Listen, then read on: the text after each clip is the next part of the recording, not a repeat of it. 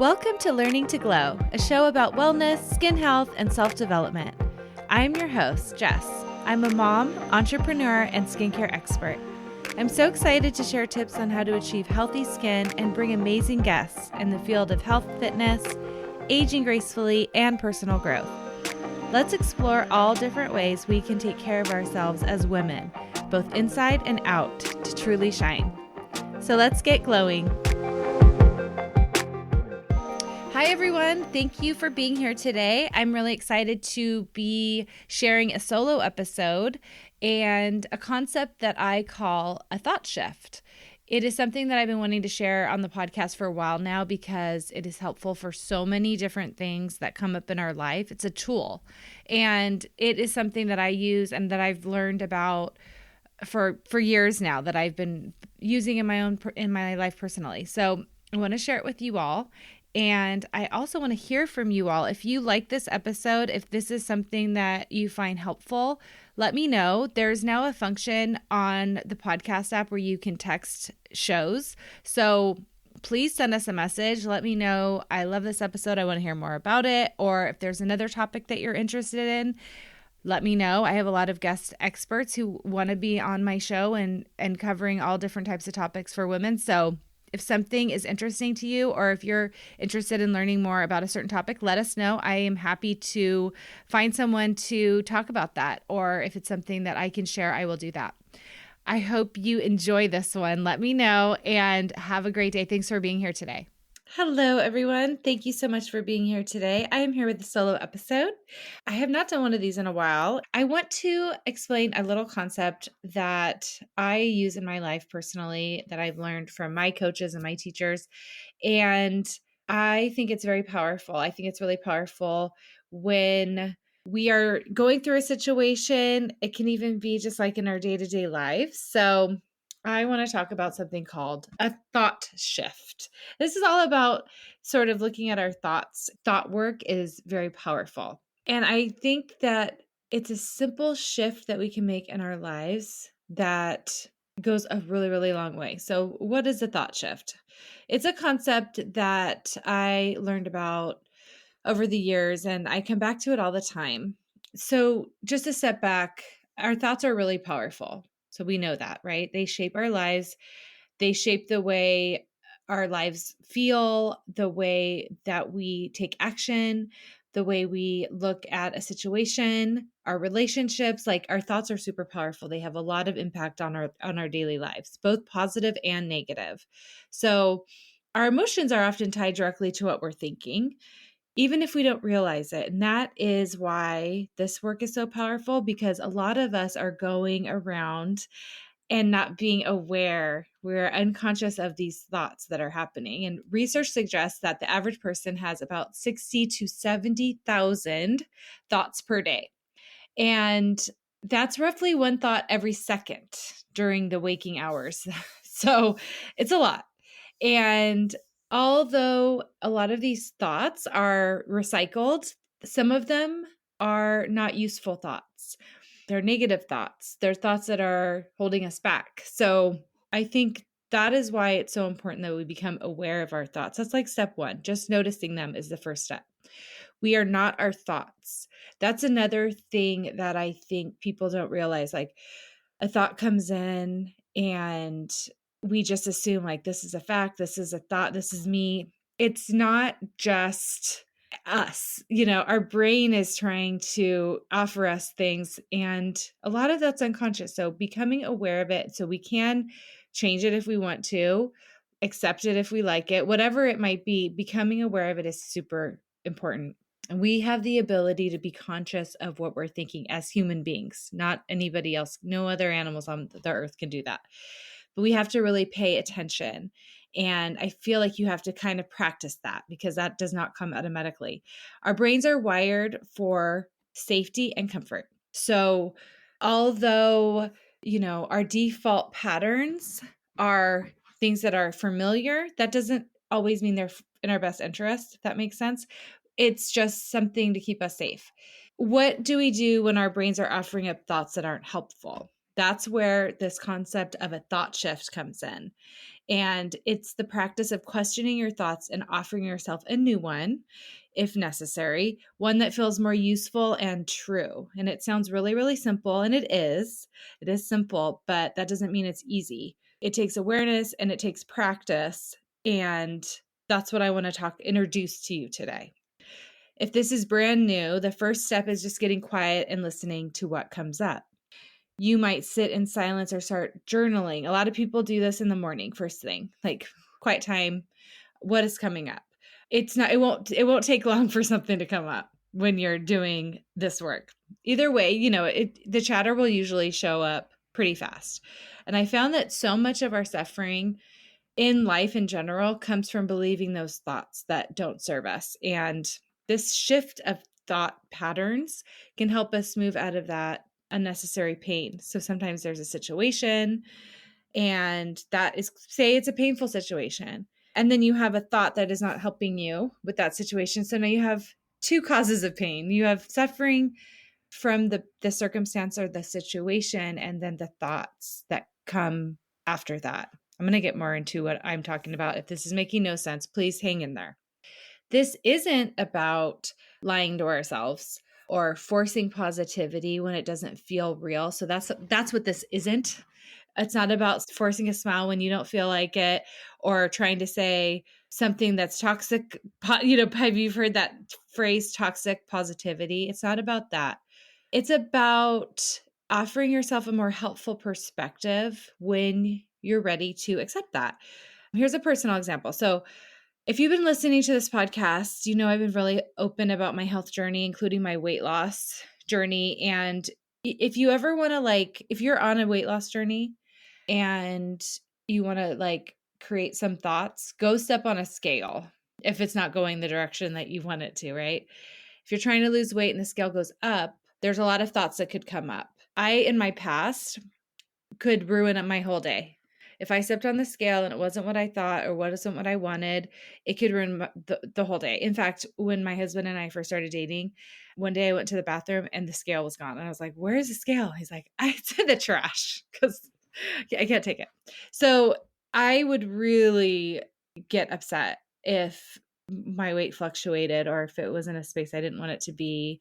And I took something that was very neutral, like it's just a number, right? It's just a number on a scale. And I made it mean a bunch of things about me. And they were not nice things. Spoiler alert. So if some of the thoughts that might come up when you are on a scale and you're not wanting to see the number that you see, thoughts could be, okay, I knew it. See, I can't do this. I'll never be able to lose weight. It could be worse. It could be, I'm a failure. I have no discipline. I'm bad. You can just make something that is so neutral and like a number and turn it into like judgment. And what are all those thoughts going to lead to? It's going to lead to an action. If you're coming from a place of unworthiness and disgust or whatever it might be, something harsh, your actions could result in a negative action because of the way that your brain is processing things. From experience, I can tell you that beating yourself up like that, it just doesn't help, just adds more pain. It doesn't do anything to move the needle forward. So we want to examine that. If those are thoughts that are so natural and they're so often, you want to really pay attention to this type of work because it can change. You can change it. Even when there's accountability to take, we can still do it with kindness. And I like to talk about this with weight loss too, because I feel like, and this is just a side note of what we're talking about today, but there could be somebody who's like, no, I really want to lose weight. I'm doing this for my health. I want to take responsibility for my actions for the past week. And my scale's gone up because I, didn't go to the gym like I said I was. And I ate foods that I said I wasn't going to eat, or I ate more of food that I wanted to. And that's okay. You can be okay. You can think thoughts like that. There's nothing wrong with that. It's just the way that if you handle it with kindness, you're not suffering over it. Maybe that thought process can lead you to taking action that gives you the results that you want. And if it's a weight loss thing, it's tricky because you don't want to beat yourself up. You don't want to be mean to yourself, but you also want to be in reality. If we're not taking action and we're not getting to our goals and we're sad about that, and it's because we're doing something that is not going to help us move forward with whatever goal it is, taking action and accountability is fine. It's just, are we doing it in a way that serves us? Is it useful, or is it just berating? There's a difference. A thought shift in that moment might also be like, for weight loss, as an example, I'm in my luteal phase and it's normal for my weight to fluctuate. I saw this really great video about this woman explaining how much weight with jars of water we retain during our luteal phase. And it was like a small little jar. And then and it was like, that's just us normally, we retain that amount of water. And then for our luteal phase, it was like a big mason jar. And she's like, that's what we retain during our luteal phase. And I was like, oh, I love that visual, because of course the scale is going to go up. If we're retaining that much extra water, doesn't mean you're retaining that much fat. So I know that when I'm, looking at the scale during certain times of the month, if it fluctuates, that's totally normal. Should be doing that. So another thought could be, you know what, I didn't stick to my health plan this week. That it makes sense. It's fine. Let's move on. There's no pain involved there. There's no suffering. There's no berating. There's no nastiness. It's honest though. And that's what we want to stay true to, because it's not going to work otherwise. This thought work. Choose a thought that feels true, but also supportive. And I feel like that's what a thought shift has really helped. That's what it is all about. And that's how it's helped me. One reason that I love this work is I've really gotten better and quicker at figuring out the crummy thoughts that I don't want and replacing them. And I'm a conscious being. I can pick a new one. I can pick one that I like better. But I'll also say sometimes we're going through something that's genuinely hard and we don't want to shift the thought. That's okay too. Sometimes the healthiest thing we can do in that moment is just be real and honest and feel our feelings. And that can be really uncomfortable. That is why a lot of us buffer, right? It's, between feeling a feeling or having a thought and processing an emotion after that thought.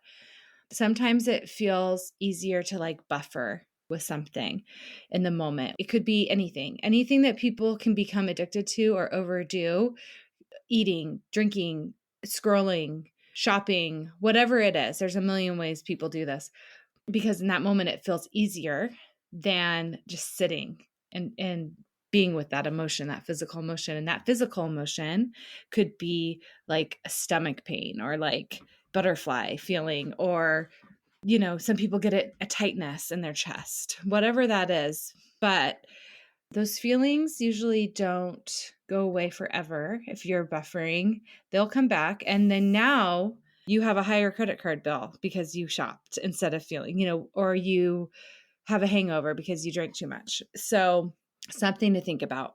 It's funny because lately I've seen a lot of road rage.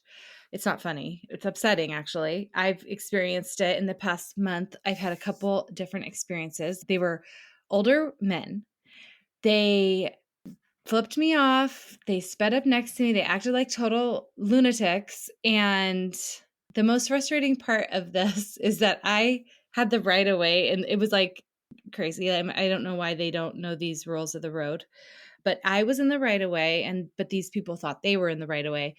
And it was very odd to me. It was more like I was more confused. Like, why are they acting like this? Because they were wrong. And I was really triggered the first time. But the second time it happened to me, I was like, okay, I paused for a minute and I was like, people are really on edge right now. And I noticed that by things that I see online. And I notice it from the experience I've had in real life. And I just was like, okay, I am not going to react. And that's really hard to do sometimes, by the way. But I decided not to react. And I decided to let it go. And even though it was hard, I was going to ignore him and let it go. And this was kind of another way that I had a thought shift. This is another example of that. I didn't get wrapped up in it. I wanted to. That's where my brain went. But I was like, this isn't about me. But just a side note, I want to get into boundaries on another future episode because I feel like this is such a powerful topic I've seen people's definitions and ideas about it. Some of it I don't agree with. And the way I look at it now is so much better, in my opinion. So I will talk about that in the future, but we can give somebody the benefit of the doubt. It doesn't mean you're excusing bad behavior. It just means that you're choosing your response, which is a conscious decision and really the only thing that we can control ultimately, right? Ourselves. Anyway, so this is just a taste of thought work and how it starts. And I guess this is part one of this, because if you can become aware of some of the things that you're thinking that are causing you pain or, extra added pain, suffering, they'll say, look into this deeper. One of my favorite people who explain this and teach this so beautifully is a woman called Byron.